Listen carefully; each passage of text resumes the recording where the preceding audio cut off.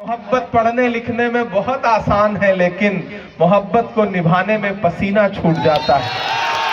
आप इस गर्मी में यहाँ खड़े हैं तो मैं आपको बधाई देता हूँ और आपका शुक्रिया भी अदा करता हूँ। बस आपसे 10 मिनट थोड़ी सी बातचीत करना चाहता हूँ और ये कहना चाहता हूँ कि मैं कोपा में खड़ा हूँ।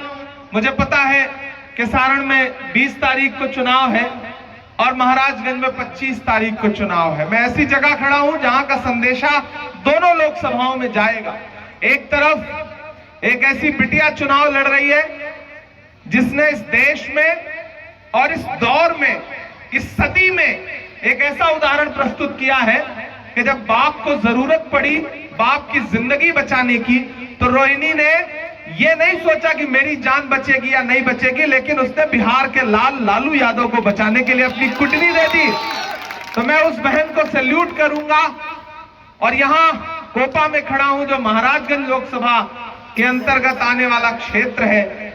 यहां से मैं अखिलेश जी के बेटे आकाश कुमार सिंह के लिए, जो कि मेरे छोटे भाई की तरह हैं, मैं उनके लिए आपसे अपील करने आया हूं और आपसे यह कहना चाहता हूं कि यह चुनाव सिर्फ लोकसभा का चुनाव मान के वोट देने का चुनाव नहीं है। आप ये मत सोचिएगा कि आप 25 तारीख को ईवीएम बूथ पर जाएंगे तो आप सिर्फ एक सांसद चुनेंगे। नहीं, आप 25 तारीख को जब हाथ के पंजे के सामने वाला बटन दबाएंगे तो दिल्ली की सत्ता पर बैठे हुए एक अहंकारी शासक का अहंकार तोड़ने का काम करेंगे।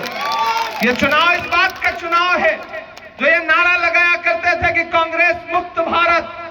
मैं तो उनसे कहना चाहता हूं कि मैं देश के सारे राज्यों में चुनाव प्रचार करता हुआ बिहार में पहुंचा हूं। मैं तो मोदी जी से कहूंगा कि आप नारा लगाते थे कांग्रेस मुक्त भारत। आइए हिंदुस्तान की सड़कों पर देखिए, जन सैलाब है इंडिया गठबंधन के लिए। और अगर आप ये सोचते थे कि आप कांग्रेस मुक्त भारत कर लेंगे तो हम आपसे कहते हैं कि हम आतिशे सोजा में भी हक बात कहेंगे, कुंदन की तरह दहर में ताबिंदा रहेंगे।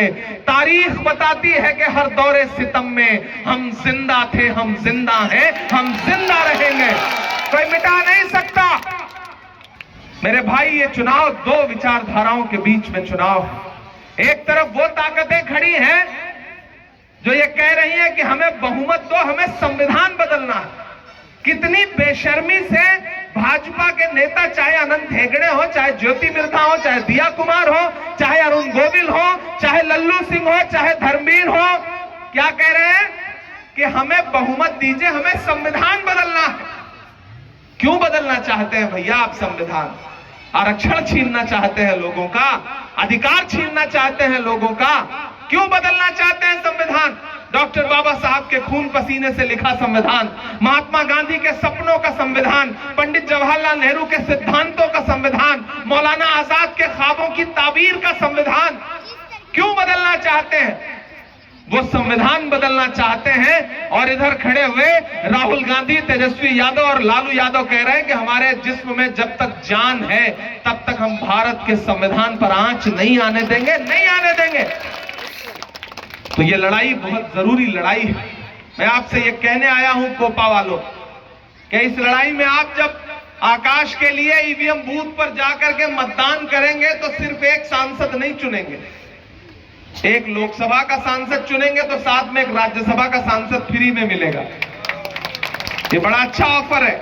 और सिर्फ यही नहीं मिलेंगे, अब जब मैं आज अपने भाई के लिए वोट मांगने आ गया हूं तो मैं भी राज्यसभा का सांसद हूं।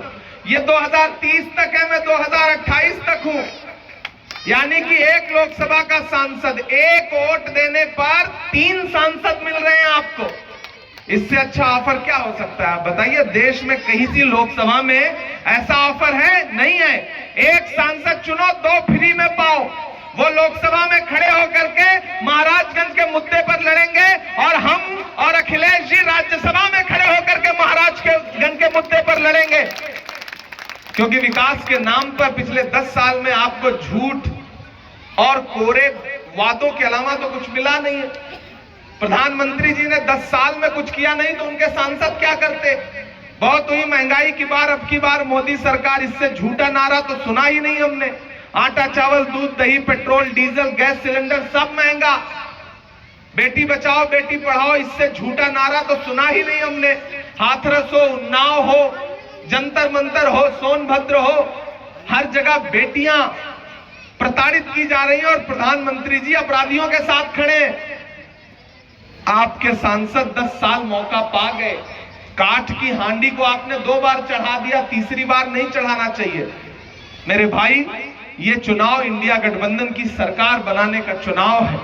मैं इसलिए आपसे अपील करने आया हूं और एक बहुत जिम्मेदारी भरी बात कहता हूं कि इस देश में जो नफरत पिछले 10 साल में परोसने का काम किया है भाजपा के नेताओं ने, ये चुनाव उस नफरत के खिलाफ है जिस नफरत के खिलाफ राहुल गांधी 4000 किलोमीटर कन्याकुमारी से कश्मीर तक पैदल चले, मणिपुर से मुंबई तक उन्होंने गाड़ी पर सफर किया 6700 किलोमीटर।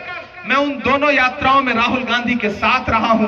जब मैं राहुल गांधी के साथ चलता था तो मीडिया के साथी मुझसे कहते थे कि इमरान साहब आप तो शायर हैं, भारत जोड़ो यात्रा चल रही है, आप राहुल गांधी के साथ चल रहे हैं, आप क्या कहेंगे?